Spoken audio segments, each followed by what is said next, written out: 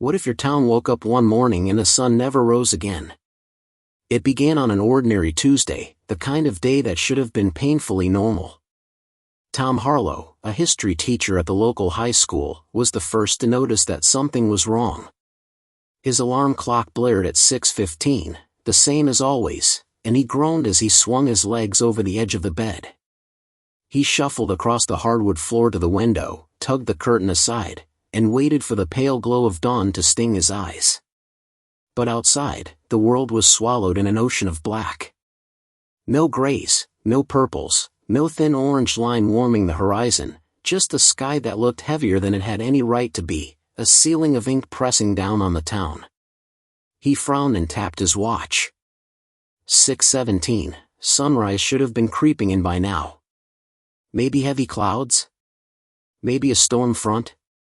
But even storms allowed some sliver of light to bend through, some hint of the morning waiting beyond. This was different. This was absence. By the time Tom brewed a pot of coffee and stepped onto his porch, a few of his neighbors were standing outside too, wrapped in sweaters and jackets, staring at the sky as though it might shift if they glared hard enough. Mrs. Kemp from across the street muttered something about the power grid, while her husband insisted it was just an eclipse. But Tom had lived through eclipses. There was always a ring, always a glow bleeding at the edges. This was not that. Cars crept along the main road with their headlights on, beams cutting wheat cones through the thick black. The clock tower in the center of town told 7, as punctual as ever, but the sound felt strange, too loud, like it had the whole world to itself. Tom decided he'd head to the school anyway, half expecting the morning sun to finally break through as he drove. But when he pulled into the teacher's lot, every lamppost was still glowing. Students huddled by the front doors, whispering nervously. Their faces looked washed out in the fluorescent lighting, pale masks against the dark. Inside, the principal tried to keep the school running. "It's just weather," he assured staff and students. "Let's not panic." But by third period, panic was exactly what began to bloom.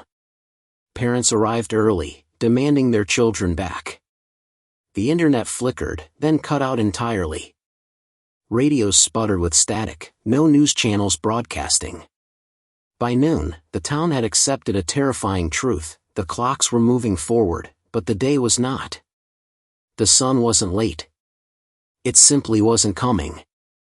That night, Tom sat at his kitchen table with his coffee gone cold, staring at his wristwatch as if its ticking second hand might unlock the sky. He told himself he'd just stay awake until dawn came. He'd wait it out, and when the sun finally broke through, he'd laugh at his own paranoia. But at 11:57, something shifted. From outside his window came a sound faint and steady: tick, tick, tick. At first, he thought it was the kitchen clock.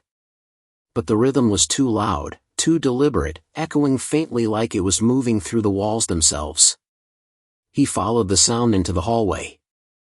Every clock in his house, his wristwatch, the oven timer, the wall clock in the den, stopped dead at 11:57. And then came the whisper of movement. He froze in the hallway, staring at the floorboards as a shape slipped across them, his own shadow, but stretched long, unnaturally thin, moving against the direction of his body. His pulse slammed in his ears. He didn't move, didn't breathe, as the shadow paused and then crept back to align itself properly beneath his feet, as if nothing had happened. Heart hammering, Tom backed into his bedroom, slamming the door and pressing his spine against it like a child fending off a nightmare. He stared into the black outside his window, praying for a thread of light. But the horizon remained stubbornly dark, and in the silence of the house he realized he was holding his breath. And then he saw it. Across the street, through his window, a neighbor's shadow stretched unnaturally long beneath the porch light. Only, the neighbor wasn't there. The shadow was moving by itself. The lamp flickered once. Twice. On the third flicker, the shadow was gone. Tom's phone buzzed violently on the nightstand, and he lunged for it, desperate for human contact. A text glowed across the cracked screen, but it wasn't from any number he knew. They walk without us. The phone died instantly after. And outside, the sound of ticking returned, closer this time, as though it were coming from the walls. Tom barely slept that night. Every time he closed his eyes, he heard it again, that hollow, deliberate ticking, moving in uneven patterns through the bones of the house. It was as if the walls themselves were carrying the sound, as though time had taken up residence and was now pacing restlessly in the dark. When he finally drifted into a shallow doze, he dreamed of a sun that should have risen but instead hung above the horizon like a broken light bulb, glowing faintly before fizzling into nothingness. He woke with his heart pounding, convinced for a moment that he'd imagined everything, only to find his alarm clock frozen at 11:57 again, its red digits burning against the darkness like a cruel reminder. The town did not take long to unravel. By the next morning, or what they had to call morning, though there was no true way to measure it anymore, the people of Willow Creek were gathered in clusters along the streets. They spoke in hushed tones, holding lanterns, flashlights, candles, anything that could punch a hole in the suffocating dark. The street lamps stayed on, but even their pale glow felt anemic, swallowed by the heaviness of the sky.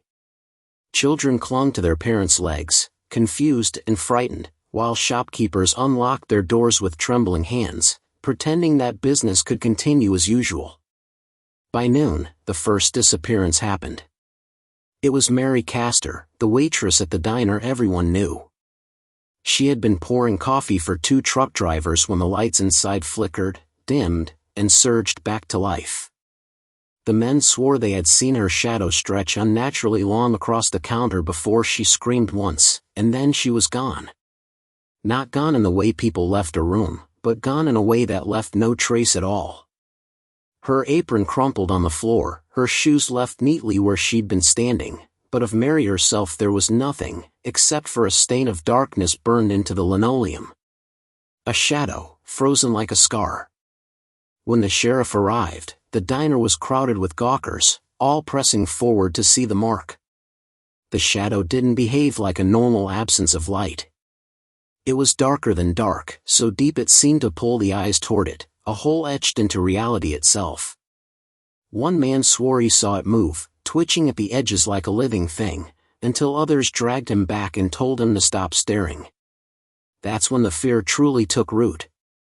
It wasn't just the absence of the sun anymore, it was the knowledge that something else had taken its place, something that could reach into their lives and pluck people away as easily as extinguishing a candle. Tom stayed at the back of the diner, not wanting to be noticed, not wanting to admit he'd already seen something similar from his own window the night before. He thought of the message on his phone, "They walk without us." Whoever had sent it knew what was happening, maybe even knew how to stop it. But the phone was dead, and no amount of charging brought it back to life. He slid it into his pocket anyway, clinging to it like a talisman. By evening, the town square was crowded with residents demanding answers. The mayor, a balding man with a perpetual nervous smile, climbed onto the steps of the courthouse and tried to restore calm. "It's temporary," he said, his voice cracking. "We've called state authorities, we're waiting for word. The sun will rise again. It has to." But his words carried no conviction, and the crowd knew it. People shouted, demanded proof, demanded light. A group of teenagers tossed sparklers into the air just to watch them fizzle and fade, as if testing whether the darkness would swallow even fire itself. Tom slipped away before the anger boiled over, retreating down a side street to the sanctuary of his home. But when he opened his door, he froze.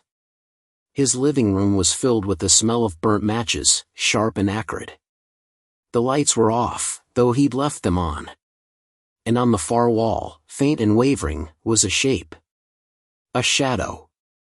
It stretched across the plaster, jagged and twitching, as if it had been painted there in trembling strokes.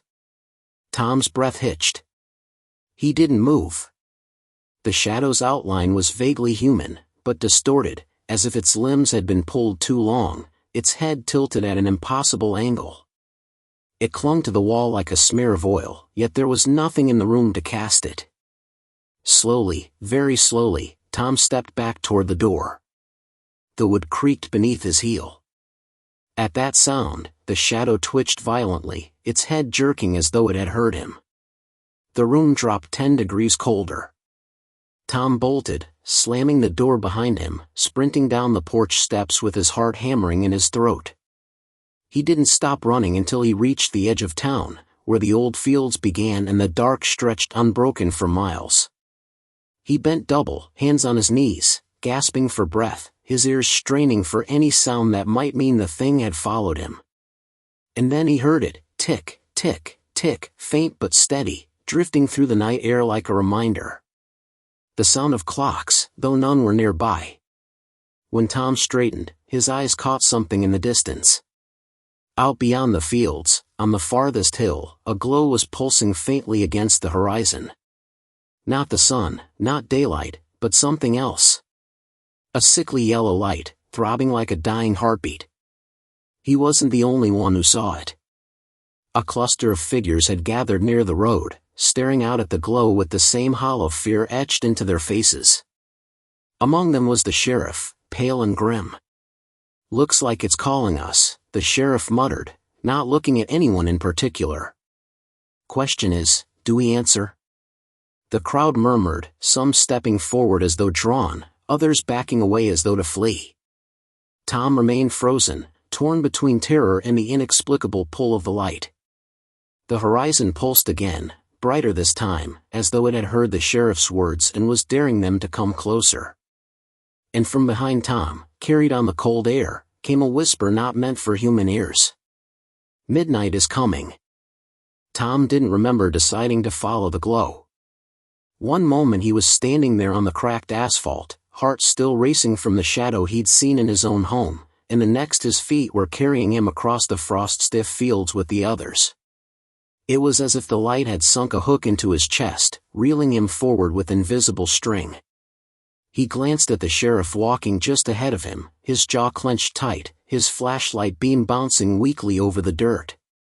Around them, the dark seemed thicker, more oppressive, as though the night itself had grown heavier the farther they moved from town. The field should have felt open, but instead they pressed in close, smothering, like being trapped in a room with no walls but endless shadows.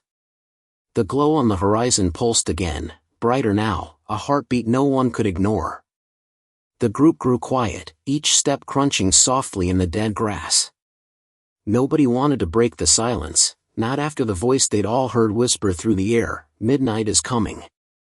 Some tried to convince themselves they had imagined it, that it was just nerves and exhaustion, but the truth was written on their pale faces and hollow eyes. They had all heard it.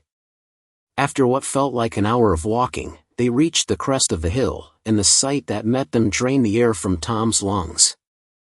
At the base of the hill sat an old stone church, abandoned decades ago, its steeple snapped in half, its stained glass windows shattered into jagged fangs. The glow came from within, pouring out in slow pulses through the empty frames where the glass had once been. But it wasn't a steady light, it throbbed, expanding and shrinking like something alive. The closer they came, the more Tom realized it wasn't one light at all. It was sickly. Yellow tinged with gray, the color of rot, seeping out like pus from a wound. Someone whispered behind him, "What the hell is that?" and no one answered. The sheriff raised his hand for silence. "Stay close," he muttered, voice low, as though speaking too loud might draw something's attention. He led them down the hill, flashlight cutting weak arcs through the dark, until they reached the sagging wooden doors. The glow bled through the cracks in the wood, staining their hands and faces with that rotted yellow hue.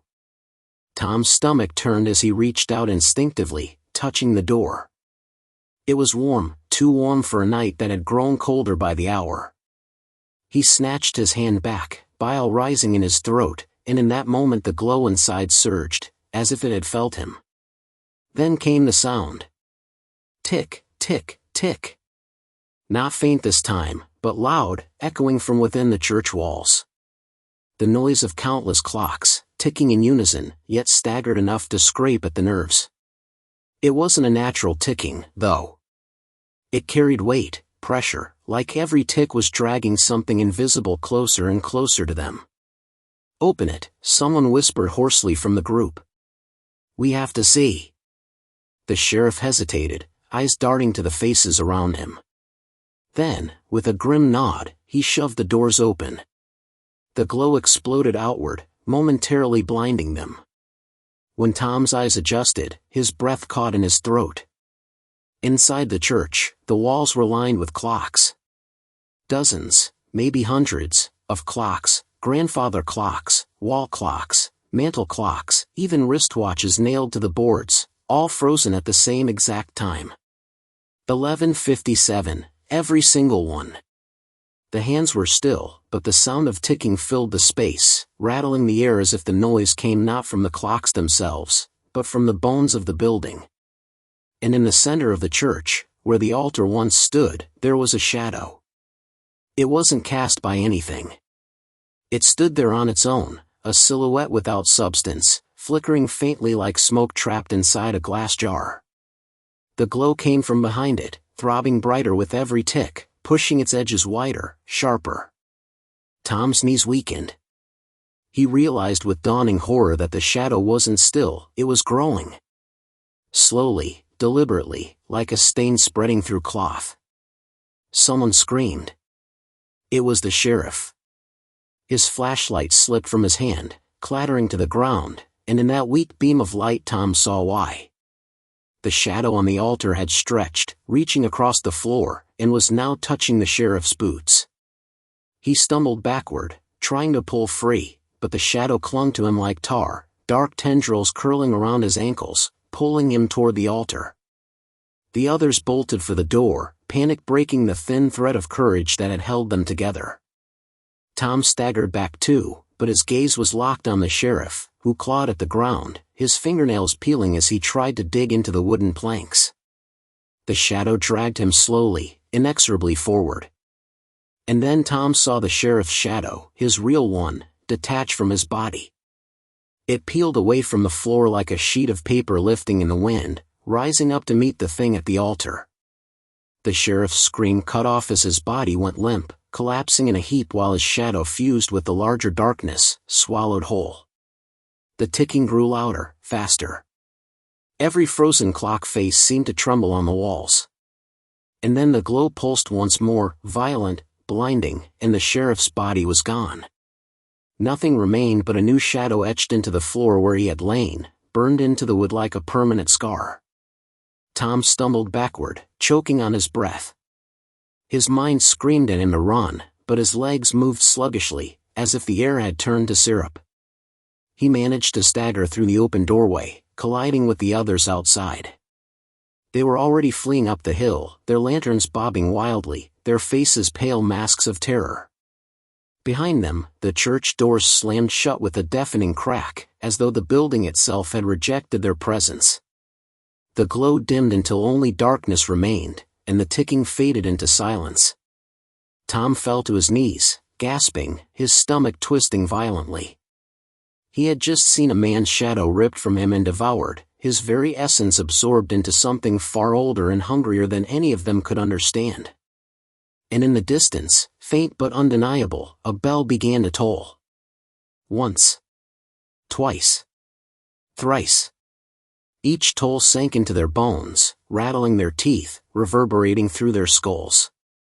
When the 10th toll came, Tom realized what it was marking. It was not dawn. It was not morning. It was midnight. And midnight had only just begun. When the bell's last toll faded into the blackness, the silence that followed felt unnatural, smothering. It wasn't just the absence of sound, it was the absence of time itself. Tom's pulse hammered in his throat as he rose shakily to his feet, but something was wrong. The air felt heavier, thicker, as though every breath dragged centuries into his lungs. He clutched at his chest, trying to calm himself, but the panic only worsened when he looked at the sky. There were no stars anymore. No moon. Just a heavy, suffocating blanket of black above, as though the heavens themselves had been erased. Even the familiar outline of the church behind them seemed to blur and smear at the edges, like wet ink fading from paper. The others, those who had fled with him, clustered together on the hill, their faces pale masks of disbelief. Nobody spoke for a long moment, afraid that words might summon the thing they had left behind in the church. Finally, one of the men whispered, "Where's the sheriff?" Tom opened his mouth, but no words came. His mind replayed the sight of the sheriff's shadow being ripped away, his body collapsing like a puppet with its strings cut. He wanted to explain, to warn them of what he had seen, but the words froze in his throat. Because as he stared at the man who had asked, something horrifying revealed itself. The man's face was already fading. Not physically, his body was there, trembling, eyes darting wildly, but the memory of him slipped like water through Tom's mind. He couldn't recall his name. Couldn't recall his voice, or what he did in town. The more he tried to remember, the more his thoughts tangled and dissolved, until he was staring at a stranger. A stranger who was supposed to be familiar. Tom gasped, stumbling back, realizing with dawning terror, the town itself was forgetting him. A cry tore through the group. A woman pointed to the horizon, her hand shaking violently. At first, Tom thought she was pointing at the blackness of the sky, but then he saw it, houses on the far edge of town dissolving. Not burning, not collapsing. Just unwinding. Like their beams, walls, and roofs were threads being tugged from a tapestry. Windows vanished, streets curled inward, and then there was nothing left but blank darkness. People screamed. Some fell to their knees, praying. Others broke into a panicked sprint toward what remained of the town, as though their homes might still be standing if they ran fast enough. Tom wanted to follow, but his legs refused. His eyes fixed on the unraveling horizon, where the church's faint glow pulsed again, casting long shadows across the fields. And then the ticking returned. Louder now. Faster. Not coming from one direction but from everywhere, the ground, the sky, the bones inside his body. He clamped his hands over his ears, but it didn't help. The sound was inside him. It was the sound of minutes collapsing, of hours being devoured. The woman who had pointed at the horizon screamed again, this time shrill with pure terror. Tom's gaze snapped to her, and what he saw rooted him to the spot. Her body was thinning. Her outline shimmered, her features blurred, and before their eyes she began to unravel, just like the houses. But it wasn't just her body disappearing, it was the idea of her. People in the group looked around, confused, like they couldn't understand why she was screaming. A few blinked at her as though they'd never seen her before in their lives. "No!" Tom shouted, reaching for her as she clutched desperately at his arm. "Don't forget her. Don't." But the words meant nothing. Her hand dissolved in his grasp, her face smeared into nothing, and in seconds she was gone. Not dead. Not missing. Erased.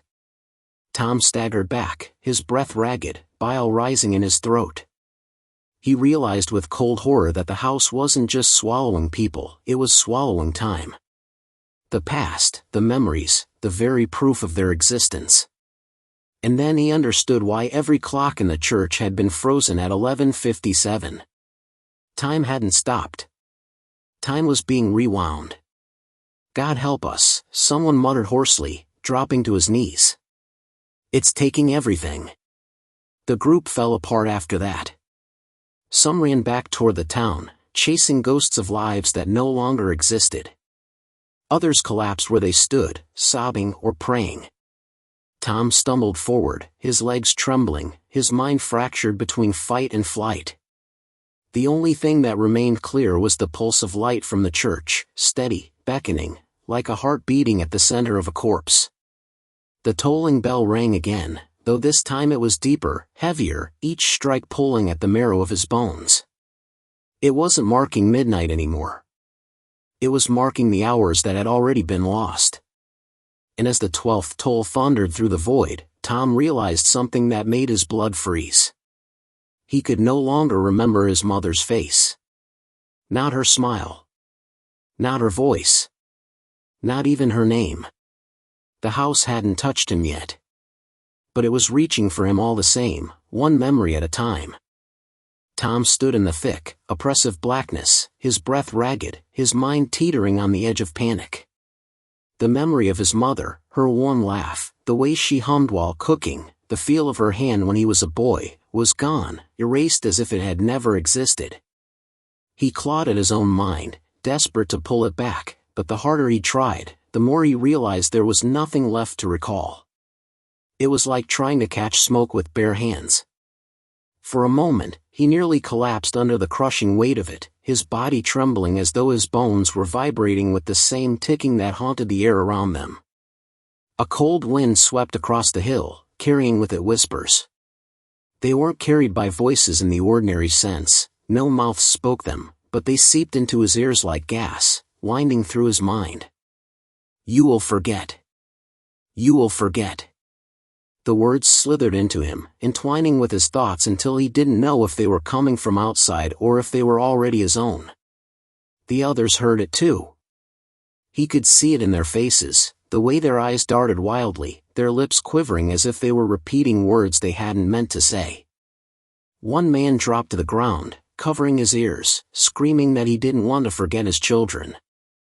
Another staggered toward the unraveling horizon, shouting the name of someone that none of the others seemed to recognize anymore. Tom forced himself to look back toward the town. Where once neat rows of houses stood, there were only fragments, broken shells of buildings dissolving into nothingness. The main street that had been bustling with cars, lights, and chatter was now a hollow corridor of shadows. Lamp posts bent unnaturally, their bulbs faintly glowing before flickering out like dying fireflies. But worse than all of it was the sky. The longer he stared, the more he realized that the blackness above wasn't merely absence, it was alive. It shifted in subtle currents, like ink swirling in water, thick and hungry. He swore he saw pale outlines pressing against it, faces and hands that never fully emerged, as if the darkness itself held the shadows of everyone who had already been erased. His chest tightened. He knew he had to move. Standing still felt dangerous, as if the darkness were studying him, deciding when to strike. He turned to the dwindling group of survivors clinging together on the hilltop. There were maybe a dozen left, their faces streaked with tears, their voices broken into mutters and sobs.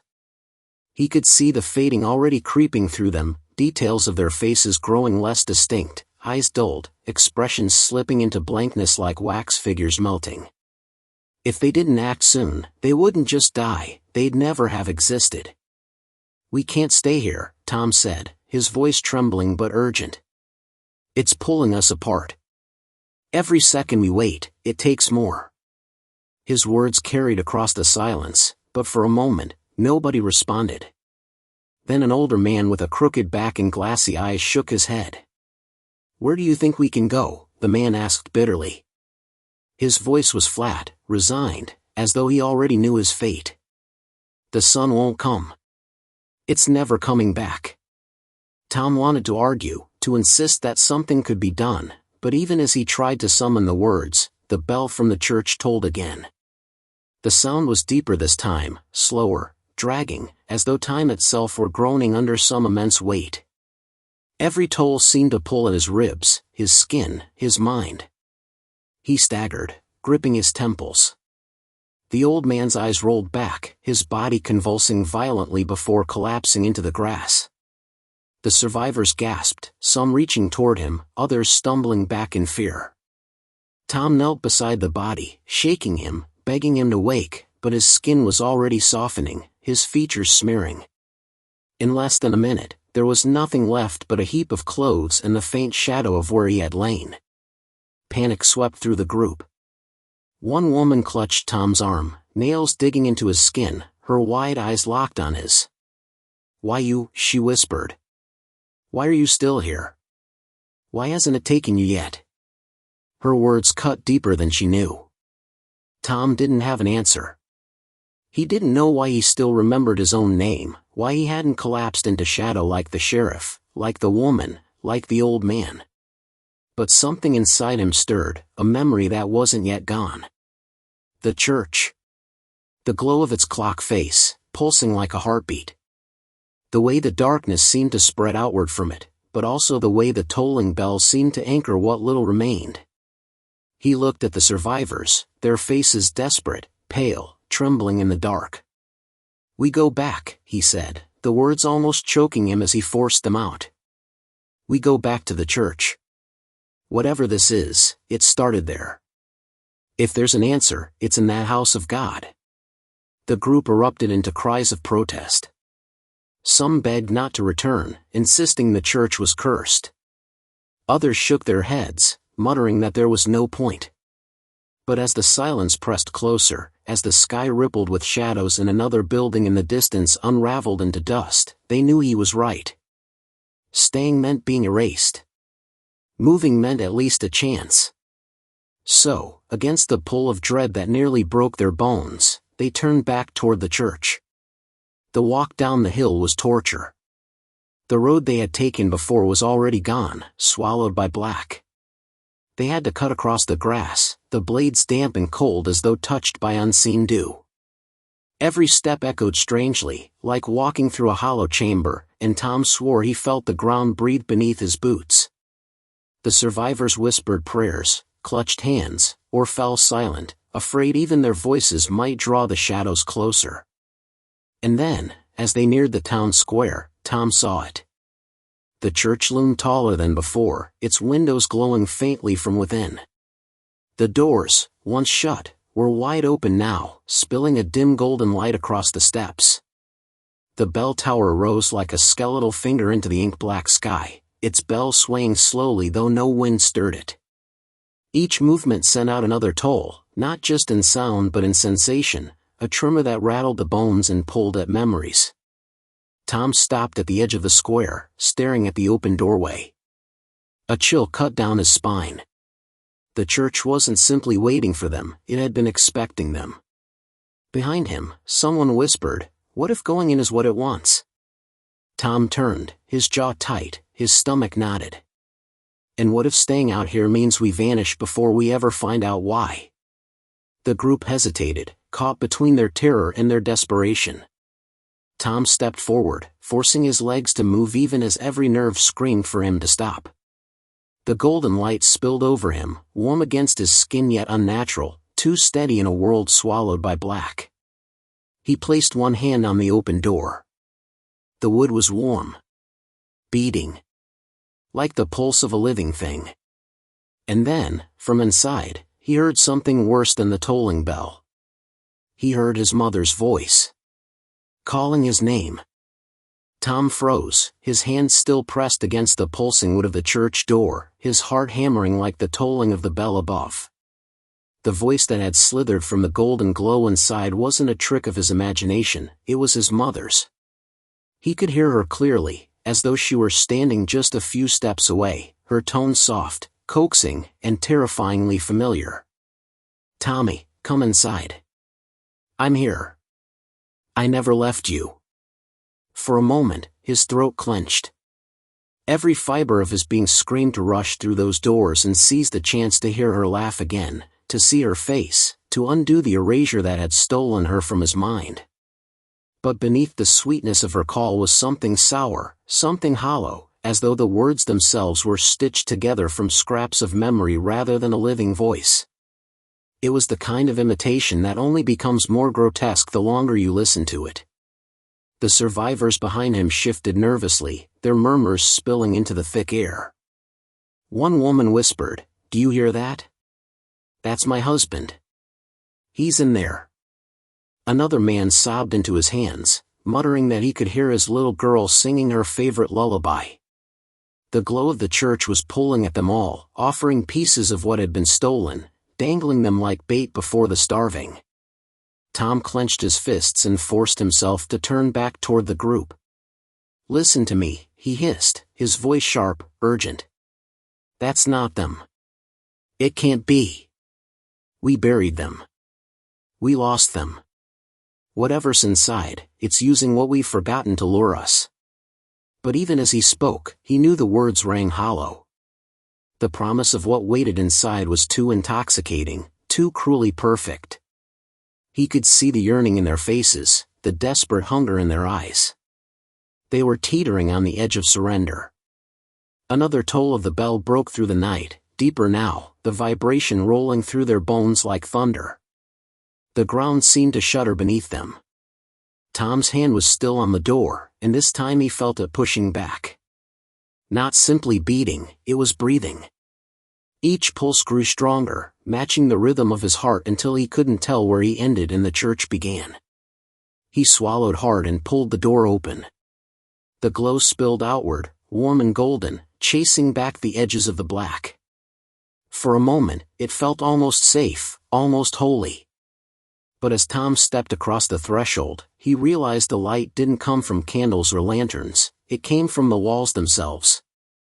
Every plank, every stone was alive, etched with faintly glowing veins like capillaries, as though the church had a circulatory system pumping light instead of blood. And lining the pews, where worshippers should have sat, were shapes. They weren't solid. They flickered like smoke, faint silhouettes of men, women, and children sitting in silence, their heads bowed as though in prayer. Tom's breath caught in his throat. The faces weren't clear, but when he squinted, he could swear some of them looked familiar. His gaze swept forward to the altar. The golden glow was strongest there, pulsing brighter with each toll of the bell above. Resting atop the altar wasn't a Bible, but a book larger than any he'd ever seen. Its cover was bound in cracked, leathery skin, the edges curling as though alive. It throbbed faintly, like it too shared the heartbeat of the building. Tom took a step closer, his boots echoing unnaturally against the floorboards. His mother's voice came again, clearer now, threading through the empty pews. "You've come back to me, Tommy. Open the book. See me again."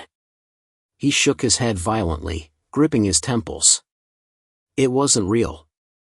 It couldn't be. But the hunger in his chest was undeniable. He needed, to remember her again, even if it meant surrendering to the nightmare. Behind him, the survivors surged forward. One of the women broke into a run, crying out a name Tom didn't recognize. She sprinted down the aisle toward the altar, her arms outstretched as though she could embrace the shadows. Tom lunged to stop her, but he was too slow. She reached the glowing book and laid her hands on it. The scream that ripped from her throat was inhuman. Her body convulsed, her back arching until her spine cracked. Her skin rippled as though something beneath it was moving, crawling, pushing to escape. And then, in a heartbeat, she split apart, not into blood and flesh, but into streams of light. Her form unraveled into glowing threads that twisted upward into the ceiling, vanishing into the pulsing veins of the church itself. The shadows in the pews straightened. Faces flickered sharper for a moment, as if her essence had fed them. Tom staggered back, his stomach lurching. The church wasn't offering memories back, it was harvesting what remained of them. He turned to the others, his voice raw and desperate. "Don't touch it. It's not giving them back, it's feeding on us." But even as he shouted, another toll of the bell reverberated through the chamber. This one was so loud, so crushing, that the air seemed to quake. The survivors collapsed to their knees, clutching their heads. Shadows slithered down from the rafters, stretching across the floor like hungry fingers. Tom forced himself toward the altar, each step heavier than the last. His legs screamed to turn back, his lungs burned, his mind ached with fragments of memories he couldn't piece together. But he knew this was the heart of it. If he didn't confront the book, the church, whatever parasite it was, they'd all be erased. He reached the altar, the monstrous book before him, its leathery cover rising and falling with each breath. The voice of his mother whispered again, softer, pleading. "Just open it, Tommy. Let me come back. Let me be real again." His hand hovered above the cover. His pulse thundered in his ears. If he opened it, he might see her face again. He might feel her warmth, even if only for a moment. But deep inside, a darker thought gnawed at him. What if opening the book didn't just feed the church? What if it rewrote him entirely? The glow brightened until it was blinding. His hand trembled, inches from the cover. And then, the bell tolled again. This time, the sound wasn't just outside. It came from inside him. His vision went white. His knees buckled. And when the light cleared, he wasn't in the church anymore. He was standing in his childhood bedroom. The posters on the wall. The creak of the old fan. The faint smell of dust and crayons. Everything was exactly as it had been when he was 10 years old. And sitting on the edge of his bed was his mother. Smiling. Real. "Tommy," she whispered, opening her arms. "Come home." Tom's breath caught in his throat as he stood frozen in the doorway of his childhood bedroom. For a fleeting moment, his heart swelled with a kind of relief he hadn't felt in years, a warmth so intoxicating that it nearly dissolved the terror clawing at his chest. His mother sat on the edge of the bed, her dress a faded floral print he hadn't seen since he was a boy, her hair falling in familiar curls around her shoulders. Her smile was soft, tender, and unbearably real. The dim glow of the old lamp on the nightstand cast a golden halo around her, making her appear almost angelic. For the first time since the town had been swallowed by darkness, Tom felt safe. That gnawing emptiness in his memory, the hollow ache left by her absence, seemed to mend itself, as though threads of forgotten warmth were stitching their way back into his heart. The details were so precise, the tiny scar on her knuckle from when she cut herself slicing apples, the faint smell of lavender from her perfume, the slight rasp in her voice when she whispered, "Tommy, you don't have to fight anymore. You're home now." But even as his body yearned to collapse into her arms, a sick unease festered in the back of his mind. This wasn't possible. His mother had died years ago, he knew that much, even if the memory of her funeral was blurred and distant. And worse, this room, this scene, had been stolen from him. He hadn't remembered the scar, or the perfume, or even the exact layout of the posters on his walls until just now. The church, or whatever force lay behind it, wasn't just showing him his mother. It was giving her back, piece by piece, dredging through the ruins of his mind and reconstructing her with precision. His hands trembled at his sides as he forced himself to speak, though his voice cracked like brittle glass. "You're not her. You're not real." For the briefest second, her smile faltered, and her eyes, those warm, familiar eyes, flashed with something else. Not anger, not sadness, but something darker. Something that watched him rather than loved him. Then, just as quickly, her expression softened again. She patted the bed beside her, her voice syrup-sweet. "Tommy, don't be afraid. You've been so tired. Haven't you felt the weight of it? Let it go. Just sit with me, and everything will be right again." The floorboards beneath his feet groaned, not with the weight of his shifting body, but like a living thing stretching and sighing. He glanced down and saw faint, pulsing veins glowing beneath the wood, the same sickly gold he'd seen in the church. The room wasn't his, it was a construct, a stage built from his own mind, every detail assembled to lull him into surrender. And yet, he couldn't deny the temptation. His chest ached with longing. What if he was wrong? What if this was some miracle hidden within the nightmare, a second chance? If he walked away now, he'd never know. He staggered backward, shaking his head violently as though trying to fling the thoughts from his skull. "No, no, you're not her. You can't be." His mother tilted her head, her smile dimming into something sharper. She stood from the bed with a slow, deliberate grace. And that was when Tom noticed it, the sound of ticking. At first faint, like the whisper of a pocket watch. Then louder, sinking with the pounding of his own heart. He whipped around, scanning the room. The walls, the ceiling, even the very air seemed to pulse with it. Tick. Tick. Tick. Every second dragged at him, urging him to fall into the rhythm. When he looked back, his mother's figure had shifted. She was still her, but not quite.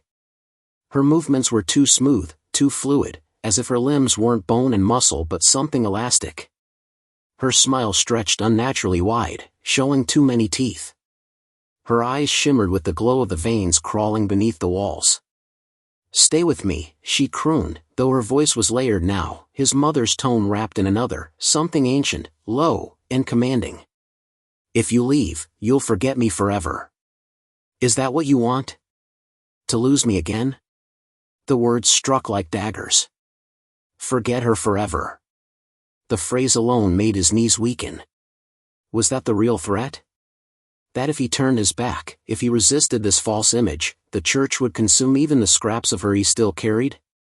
Would he ever recall the sound of her laugh, the way she hummed while cooking, the warmth of her hand holding his?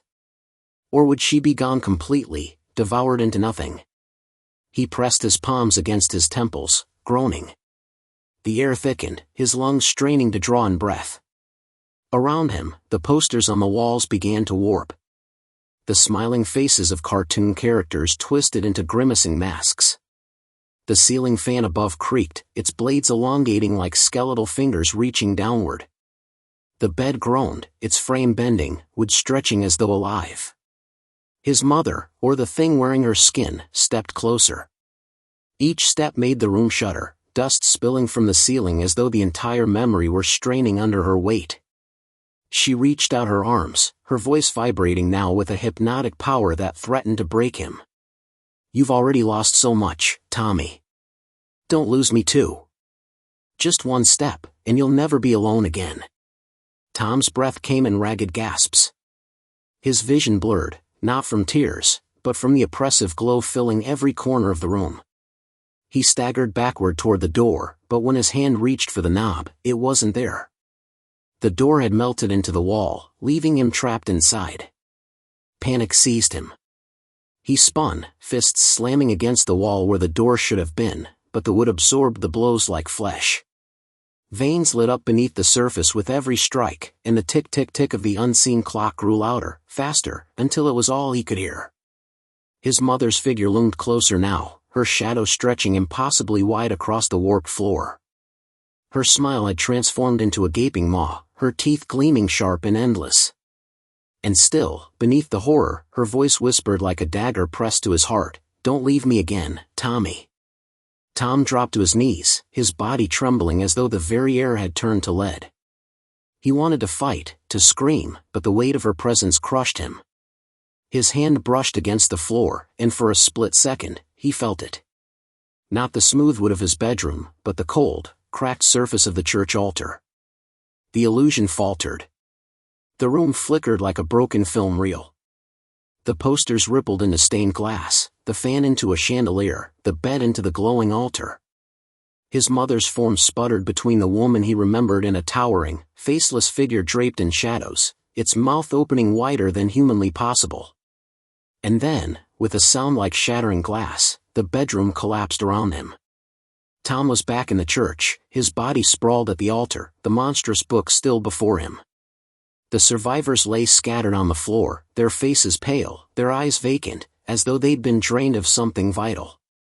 The glow from the walls dimmed for a moment, but the heartbeat beneath the wood continued, steady and patient. Tom's hands shook violently as he pushed himself upright. He had resisted, but barely. And in resisting, he knew the truth: the church could reconstruct not just memories, but entire realities. It could trap him in them, bury him alive inside the fragments of his own mind. And worst of all, he wasn't sure how many more times he could resist. Tom's chest rose and fell in shallow, ragged gasps as he tried to pull himself free from the weight of what had just happened. His body still ached from the collapse of the false memory, his skin tingling with the residue of something that wasn't entirely gone. The church loomed around him, silent and endless, its stained glass windows flickering faintly as if mocking him with distorted shards of light. The book still rested on the altar, but now its pages had gone dark, the golden glow extinguished. It was waiting, watching, like a predator crouched in the shadows. When he finally staggered to his feet, Tom's eyes scanned the sanctuary. At first, he thought the other survivors were unconscious, collapsed like marionettes whose strings had been cut. But as he stumbled closer, a chill unlike any he had felt before slid down his spine. They weren't sleeping in any normal sense. They stood upright, rigid as statues, their eyes half closed, their mouths parted slightly as though they were caught mid-breath. One man still clutched a flashlight in his hand, the beam pointed uselessly at the floor. A woman held a rosary, her lips frozen just shy of finishing a prayer. They were all locked in place, like figures in a wax museum, swaying ever so faintly as though the air itself pushed against them. It was as if the church had pressed pause on their lives. Tom crept closer, calling out in a low, broken whisper, "Sarah? David? Can you hear me?" His voice trembled not only with fear but with the unbearable need for another human response, something to prove that he wasn't the last one awake. But none of them moved. None of them even twitched. He reached out to touch Sarah's shoulder, half dreading what he'd find. Her skin was warm, her pulse faint but steady beneath his fingers. She was alive, but her eyes, when he looked into them, told another story. The irises were dull, glassy, and deep within them flickered faint pinpricks of golden light. It was as though a candle had been lit behind her pupils, a silent signal that something else had moved in where her mind should have been. Tom staggered back, his stomach twisting. They weren't simply unconscious, they were trapped. The church had taken them, stolen them into some inner chamber of illusion where their bodies remained standing like puppets while their minds were siphoned away.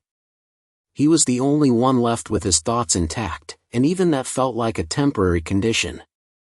The pounding of the hidden clock in the walls reminded him that the church was patient. If it couldn't have him now, it would wait until his resistance wore thin. As he tried to gather himself, his gaze darted toward the pews along the far wall. For the first time, he noticed shadows where there shouldn't have been any. Figures lined the benches, their bodies little more than silhouettes of ink pressed into the wood. They weren't physical, not in the way the survivors were, but their shapes were disturbingly familiar. He squinted, his stomach tightening as recognition clicked in his mind. These weren't strangers. These were people he knew. Mrs. Ellsworth, the old librarian who used to let him sneak books past the due date. The mayor, tall and broad-shouldered, his distinct hat perched low over his brow. Even his high school friend Kyle, whose face was frozen in the same crooked grin Tom remembered. They sat there in perfect silence, shadows of the townsfolk who had already been erased, their lives stolen like candle flames snuffed out one by one. Tom stumbled backward, clutching his temples as the realization sank in. The church wasn't just devouring individuals. It was eating the entire town. Everyone who vanished, everyone who left nothing but a shadow behind, they hadn't disappeared at random. They had been pulled here, funneled into this place, their memories swallowed until nothing remained. And now, those who stood frozen were next in line, their bodies still here but their essence already slipping into the congregation of shadows. The air grew heavier, pressing against his chest, making each breath a labor. The walls pulsed again with veins of golden light, the heartbeat of the place quickening. It was feeding. He could feel it. Every flicker of the stained glass, every tick of the unseen clock, every shiver in the floorboards told him the church was growing stronger with each stolen life. His thoughts spun wildly as he backed toward the center aisle. Could he save them? Was it possible to pull their minds back from wherever they'd been taken? Or was he merely clinging to false hope, another illusion designed to keep him compliant until it was his turn? He didn't know, but he couldn't just stand there and let the church consume them. Suddenly, a noise broke the suffocating silence, a long, drawn-out creak, like the groan of ancient hinges. Tom whipped his head around and saw the back doors of the church slowly opening on their own. Beyond them stretched the town square, but it wasn't as he remembered. The cobblestone streets were fractured, lines of golden veins running through them like cracks in broken glass. The houses leaned at odd angles, as though sagging under the weight of something unseen. And above it all, the sky was nothing but blackness, vast and suffocating, without stars, without a moon, without even the memory of light. Yet as horrifying as the sight was, it was what stood in the square that froze his blood solid. Dozens, no, hundreds, of townsfolk stood there, motionless. Every single one of them was upright, eyes half closed, their bodies locked in the same eerie stillness as the survivors inside the church. They swayed gently, as though caught in an invisible tide, their mouths slightly open as if whispering to something that couldn't be heard. The entire town was asleep. And in the center of them all, rising from the cobblestones, was something new. A structure that hadn't been there before. At first it looked like a tower, its walls stitched together from broken clock faces and shattered window panes, glowing faintly with that familiar golden light. But as Tom stared, its shape shifted, sometimes a spire, sometimes a twisted tree of gears and glass, sometimes an open hand reaching skyward. It was alive, and it was growing. Tom's breath hitched as the truth gnawed its way into his mind. The church wasn't merely a building, it was a seed, a living entity. And the town itself had become its garden. Every memory it consumed, every shadow it left behind, was nourishment. And now it was sprouting something larger, something far beyond his comprehension. His knees weakened, but he forced himself upright, clutching the doorway for balance. He couldn't let himself falter, not now. If the church had already devoured so many, he might be the last chance anyone had to stop it. But as he stared at the frozen townsfolk and the monstrous tower clawing its way out of the earth, one question burned hotter than all the rest. How much longer could he resist before the church reached into him again and pulled out the memories he held most dear? Tom gripped the frame of the church doorway, his knuckles white, his chest heaving as though the very air had grown heavy with lead. Beyond the yawning threshold, the town that once lived in his memory, full of laughter, squabbles, and ordinary routines, had transformed into a grotesque tableau of silence and shadow. The frozen figures stood shoulder to shoulder in the town square, their faces pale, their eyes half-lidded, every body swaying gently like reeds in a dead wind. The sheer stillness of them, their eerie synchronization, sent a tremor through Tom's bones. They weren't people anymore. Not entirely. They were vessels, hollowed out, waiting. And then there was the tower. It rose from the cobblestones in the center of the square, pulsating like a heart of glass and brass, veins of golden light running up its surface like molten rivers. From some angles it looked mechanical, gears grinding slowly in its depths, clock hands spinning uselessly, broken pendulums swaying without rhythm. From others, it seemed organic, its form bending and shifting like sinew and bone. Each time Tom blinked, it was something new, as if it couldn't decide what it wanted to be, as if its very existence was stitched from the stolen dreams and memories of the people who once called this place home. A faint hum drifted from it, low at first but building as Tom strained his ears. It wasn't a mechanical whir, nor a natural sound. It was chanting, thousands of voices layered on top of one another, whispering in a language his brain couldn't decode but his body recoiled from instinctively. The hairs on his arms prickled. The voices weren't coming from the tower itself. They were coming from the people, the frozen townsfolk swaying in the square, their half-open mouths exhaling words they didn't seem to know they were saying. Tom stumbled backward into the church as his stomach churned. This wasn't just some slow, methodical feeding. This was preparation. The church had been harvesting for years, stealing memories, erasing people one by one, until it had enough to build this monstrosity. And now, with the entire town standing in silent service, something was about to happen. Something final. The walls of the church trembled faintly behind him, and Tom spun, half expecting to see the shadows inside had moved. Sarah still stood where she was, rigid and unblinking, her lips parted as though she, too, was whispering with the others outside. Only now he noticed it, the faintest golden mist slipping from her mouth, streaming toward the doorway, drawn to the growing tower like smoke to a flame. The same mist seeped from every other survivor's lips, strands of shimmering essence stretching across the sanctuary, weaving together like threads in a tapestry, feeding the thing that loomed outside. Panic clawed at Tom's throat. He wanted to scream, to shake Sarah, to demand she wake up. But his instincts told him the futility of it. She wasn't simply asleep, she was already tethered to the tower. Pulling her away now would be like tearing a vein from a heart. The hum grew louder, the chanting building into a steady rhythm, a heartbeat that synced with the pounding in Tom's chest. He stepped outside onto the cracked cobblestones, the cold night air thick with the metallic tang of iron and ozone. The sight was worse from here, rows upon rows of townsfolk stretching out in every direction, all facing the tower, all exhaling streams of golden light that spiraled upward into the growing structure. Above it, the sky rippled unnaturally, the blackness bending as though something behind it was pressing to break through. Tom realized with dawning horror that this was no mere feeding. It was a ritual. The tower wasn't simply a monument of stolen time and memory, it was a gateway. The people weren't just fuel, they were the sacrifice.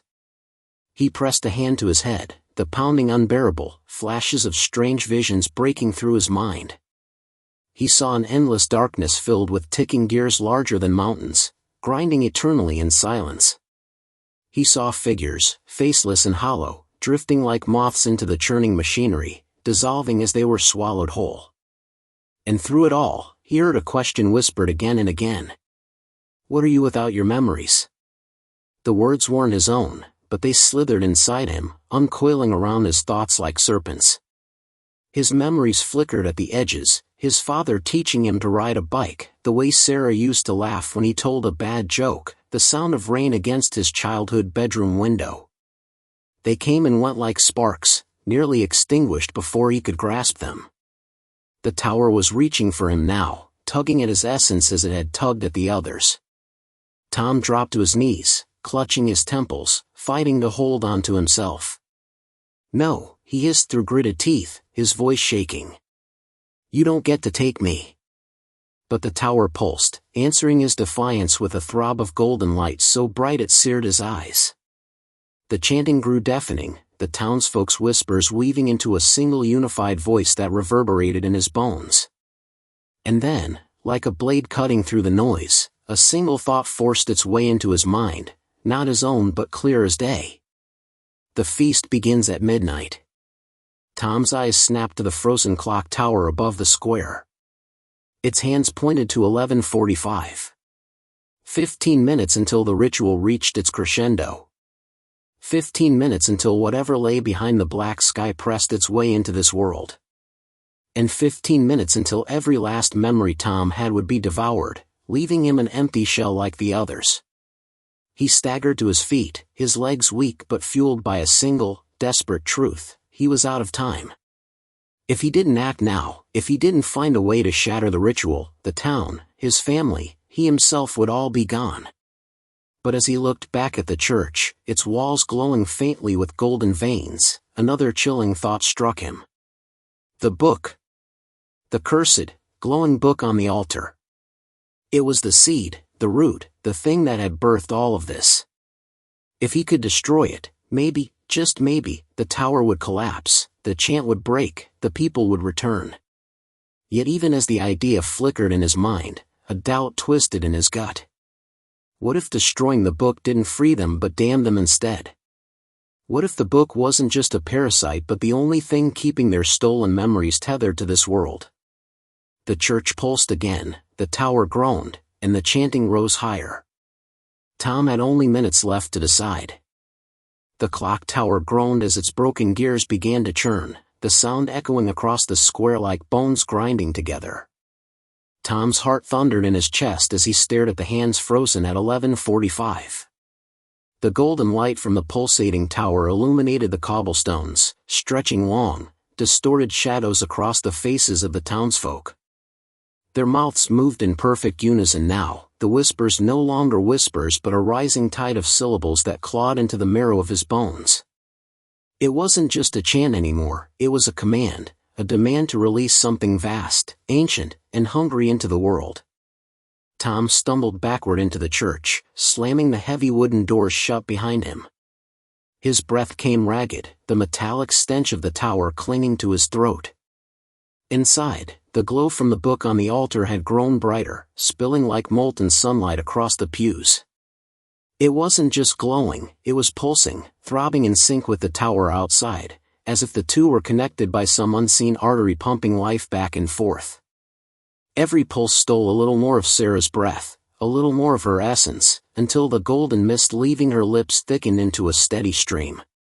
He wanted to run to her, to shake her awake, to demand she fight whatever invisible thing had her in its grip. But when he looked at her face, his chest tightened. She didn't look afraid. She didn't even look aware. Her expression was one of serenity, as though she was slipping into a dream too perfect to abandon. Tom's fists clenched. This was how it got them. This was how the house, the tower, the book, it didn't matter what form it took, won. It promised peace, a soft place to rest, a place where memory didn't ache, where loss didn't burn. And once you surrendered to that, it hollowed you out, leaving nothing but the husk of a body behind. No, Tom muttered, his voice cracking. His hands shook as he grabbed the nearest pew, steadying himself against the pole gnawing at the edges of his mind. He could feel it now, the tug at his memories, teasing them from his grasp. His father's laugh. His mother's perfume. The warmth of Sarah's hand the first time she held his. They flickered like fireflies in the dark, each one winking out when he tried to hold onto it. The book pulsed again, brighter than before, and he realized something that chilled him to the marrow. The book wasn't simply a tool, it was a heart. The heart of this entire nightmare. Every stolen dream, every vanished person, every erased memory, every fragment of time was being funneled here, compressed into a single, beating core. If he destroyed it, he might stop the ritual. But if he destroyed it, he might also annihilate every fragment of memory it had stolen. His family, the townsfolk, Sarah, they wouldn't return. They'd be gone forever, erased beyond repair. The church groaned around him as if in warning. The walls stretched, shadows bending unnaturally across the stained glass windows. The floor vibrated beneath his feet. Outside, the chanting reached a fever pitch, the people's bodies rocking harder, their eyes rolling back into their heads as more golden streams bled into the tower. He had minutes, maybe less, before the ritual reached midnight. His gaze snapped between the glowing book and the church door. If he destroyed the book, maybe the tower would fall. But what if the book wasn't the problem? What if the tower itself was the vessel, and the book was only a key? If he wasted his chance, the moment the clock struck 12, something unspeakable would pour into the world. A crack ripped through the night as lightning forked across the sky, though there were no clouds above, only the endless black dome bending outward as though it would tear open. For the briefest moment, Tom saw shapes pressing against it, vast, insect-like silhouettes crawling just beyond the veil. Their limbs were jagged, stretching endlessly, and their eyes glowed like furnace embers. He staggered backward, bile rising in his throat. They were waiting. The ritual wasn't creating them, it was summoning them. His mind raced, heart hammering so hard it made his vision swim. Every instinct screamed at him that he had no time to think, only to act. But what choice could he live with? Destroy the book, possibly damning Sarah and every memory it had consumed? Or strike at the tower, risking everything on the hope that shattering it would sever the connection before the veil broke open? The clock tower's bells began to toll. Bong. 11:55. The sound shook the church to its foundations, dust raining from the rafters. Sarah gasped, her eyes fluttering as if she could almost break free, but the golden mist doubled, streaming faster into the altar. Bong. 11:56. The tower outside surged, its golden veins blazing bright enough to blind. The chanting rose into screams of ecstasy, the people's bodies twitching as though their bones might snap under the force of it. Tom's eyes darted back to the book. He could see faces in its glow now, distorted, screaming faces pressing against the surface, hands clawing as though begging him to free them. His father's face. His mother's. A dozen neighbors. And Sarah, God, Sarah, her reflection writhed in that golden light, tears rolling down her cheeks. He couldn't breathe. He couldn't think. Bong. 11:57. He stumbled forward, drawn to the book like a moth to flame. His hands trembled above it, the heat radiating from the pages nearly unbearable. He could destroy it. He could end it now. But the image of the tower loomed in his mind, the monstrous silhouettes pressing harder against the black sky. If he made the wrong choice, there would be no second chance. Bong. 11:58. The walls of the church split with hairline cracks, golden light bleeding through as if the building itself was hollow. Shadows writhed across the pews, whispering his name in voices that sounded like everyone he had ever loved. Bong. 11:59. Sweat drenched his skin. His heart nearly tore from his chest. His knees buckled, but he forced himself upright. 1 minute left. 1 minute to decide. He looked once more at Sarah. Her face was pale, her body trembling as if caught between life and something else entirely. Her eyes opened just a crack, meeting his. A tear slipped down her cheek, and her lips moved, though no sound came. But Tom knew what she said. Don't let it win. The bell rope groaned high above as the final stroke prepared to fall. Tom screamed, his body surging with a last burst of adrenaline, in.